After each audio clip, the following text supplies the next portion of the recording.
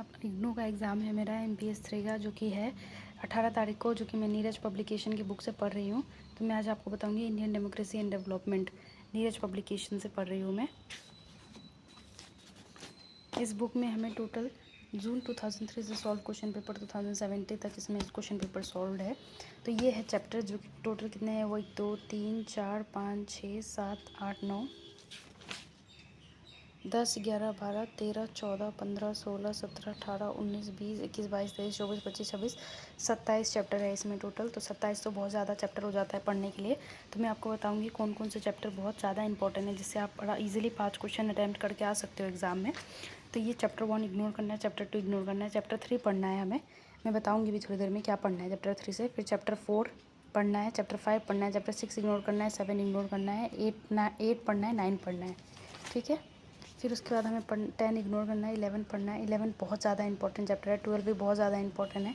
13 नहीं पढ़ना है, 14 पढ़ना है, 15 भी पढ़ना है, 16 नहीं पढ़ना है, 17 पढ़ना है, 17 बहुत ज़्यादा इंपॉर्टेंट है।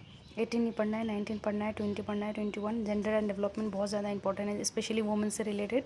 21 पढ़ना है, 22 भी पढ़ना है, फिर 23 भी पढ़ना है। 23 में स्पेशली हमें सस्टेनेबल डेवलपमेंट पढ़ना है।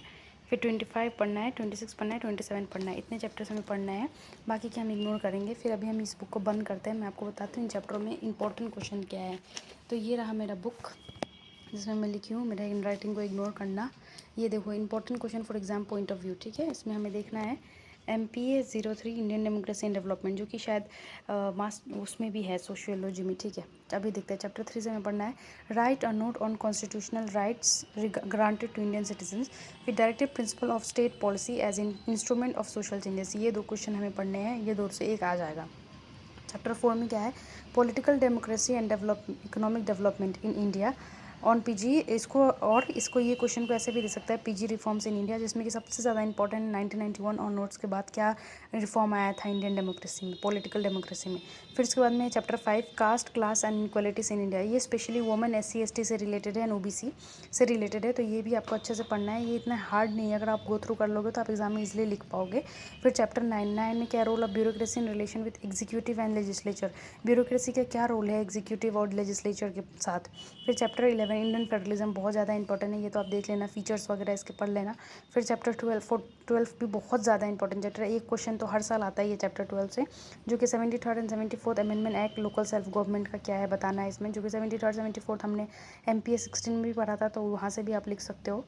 फिर उसके बाद चैप्टर 14 भी बहुत ज़्यादा इंपॉर्टेंट है, peace and movement in India, peace and movement in India का बारे में आपको पढ़ना है। 15 में क्या है, रोल ऑफ मीडिया, मीडिया का क्या रोल है डेमोक्रेसी में। फिर चैप्टर 17 से क्या पढ़ना है, आइडेंटिटी पॉलिटिक्स इन इंडिया, जो कि caste religious language and ethnicity से पढ़ना है, हमें टॉपिक उठाना है। फिर क्या है, ह्यूमन डेवलपमेंट, जिसका डेफिनेशन अप्रोच एंड इंडिकेटर्स भी पढ़ना है हमें।